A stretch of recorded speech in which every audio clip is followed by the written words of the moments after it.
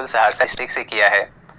मैंने सर 1 साल इंजीनियरिंग किया है, उसके बाद सर 2017 में मैंने पॉलिटिकल साइंस ऑनर्स DU से किया है सर मैंने open school of open learning DU से मैंने पॉलिटिकल साइंस ऑनर्स में मास्टर्स किया और हाल में सर मैंने UGC नेट क्वालिफाई किया हूँ सर।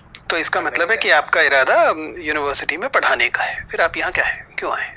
नहीं सर, मैंने UGC नेट इसलिए दिया था क्योंकि सर मैं कुछ बच्चों को पढ़ाता हूँ, SSC वालों को लाइक मैथ्स उन्हें सिखाता हूँ, तो उनका हर एक बार कंप्लेन होता है कि ऑनलाइन में दिक्कत होता है। तो मैं सर इसे खुद से जाके फेस करके देखना चाहता था कि सच में ऑनलाइन में क्या प्रॉब्लम होती है। तो और हमारे फील्ड में सर UGC नेट ही ऐसा एग्जाम है जो कि सर ऑनलाइन होता है, तो इसलिए मैंने प्रेफर किया कि एक बार जाके मैं खुद से देखूँ। आप समझ पा रहे हैं कि आप you are abusing system to gain experience. आप नहीं चाहते कि आप यूनिवर्सिटी में पढ़ाएं, ये आपका इरादा नहीं है रिसर्च में जाने का। उसके बावजूद आप एक परीक्षा के तमाम संसाधनों का इस्तेमाल करते हैं क्योंकि आप अपने विद्यार्थियों को बताना चाहते हैं कि ऑनलाइन परीक्षा कैसे होती है। नहीं सर। ओके, आप तो ओपन लर्निंग से पढ़ के आए हैं और ऑनलाइन की आपने बात की। मुझे बताइए कि ओपन लर्निंग और ऑनलाइन लर्निंग ये दोनों एक ही हैं या अलग अलग है? दोनों में आपसी संबंध क्या है? सर दोनों अलग अलग है। What is open learning? Open learning में सर होता है कि हमें मटेरियल्स प्रोवाइड किए जाते हैं और हो सकता है सर वीकली क्लासेस भी प्रोवाइड किया जाए। लेकिन सर ऑनलाइन स्कूलिंग में हमारे इंटरनेट के मीडियम से क्लासेस होती है। जैसे कि सर अभी हम कि UPSC की प्रिपरेशन करते हैं तो उसमें ऑनलाइन सारा जिस क्लासेस इवन ऑल क्लासेस के ऑनलाइन में अवेलेबल होती है, इंटरनेट मीडियम का यूज़ किया जाता है। लेकिन सर ओपन लर्निंग में ऑनलाइन माध्यम का इस्तेमाल नहीं हो सकता? हो सकता है सर, लेकिन बेसिकली नहीं किया जाता है। ये यदि किया जाए तो ये स्टूडेंट के लिए बहुत ही बेनिफिशियल होगा। क्या संबंध स्थापित हुआ दोनों की? What is open in open learning? Sorry sir, what is open in open learning? Sorry sir, नहीं मालूम है। चलिए कोई बात नहीं। पॉलिटिकल साइंस आपका विषय रहा है, उस पर तो सर आपसे जानकारी लेंगे ही। मुझे सिर्फ ये बताइए कि सहरसा से आप आते हैं। ये सर। मैं सहरसा आपके पास 2 दिन के लिए पहुंचा, आप मेजबान हैं और आपको मुझे 3 जगहों पर ले जाना है। ये सर। बिना किसी धार्मिक जगह पे ले जाए किन जगहों पर ले जाएंगे?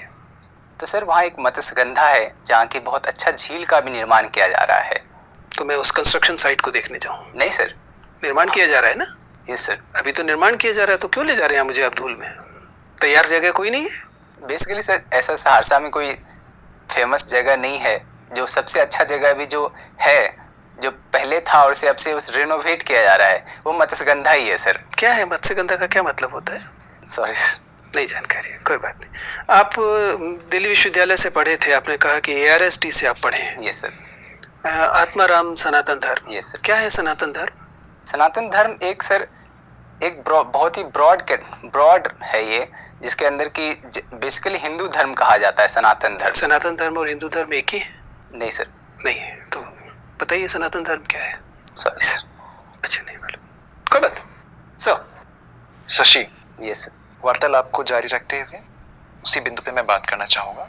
आपने कहा कि सनातन धर्म, आत्माराम सनातन धर्म, और सनातन धर्म की परिभाषा आपको नहीं ज्ञात है। यस। ये आप नहीं बता पा रहे हैं कि हिंदू धर्म या सनातन धर्म में क्या फर्क है। यस। राजनीति विज्ञान के विद्यार्थी होने के नाते, जिसमें आपने MA भी किया है, नेट भी क्वालिफाइड किया है और ग्रेजुएशन ऑनर्स भी किया है, यस, मेरी एक क्वेरी ये है कि धर्मशास्त्र और अर्थशास्त्र परंपरा में क्या अंतर है? सर इस वर्ड को इंग्लिश में बता सकते हैं sir?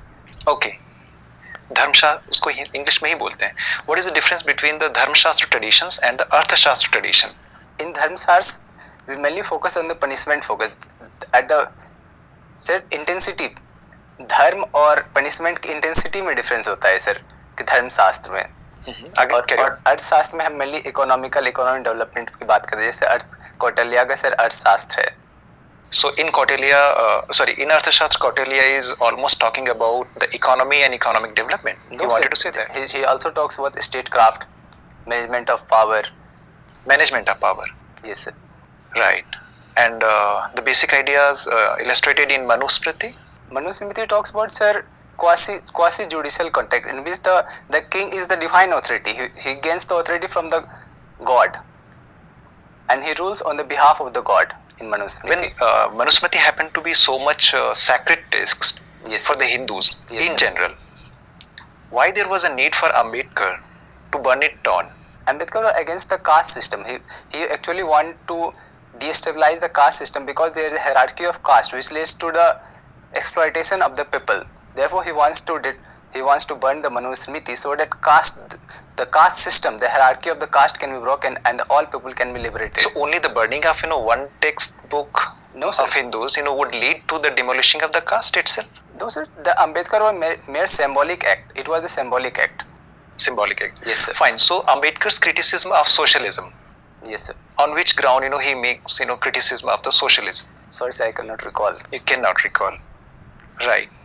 You must have definitely read the Rawls' principle of justice. Yes sir.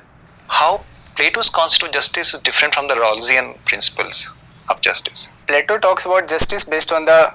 Just two differences. Which particular paper in 3 years of graduation Yes sir. you like the most? Indian polity. Indian polity. Yes sir. IGP, Indian government and politics. Yes sir. IGP. Yes sir. So which particular section you like the most? Can you name all the papers in your honors that you undertook? Yes sir. Indian political thought.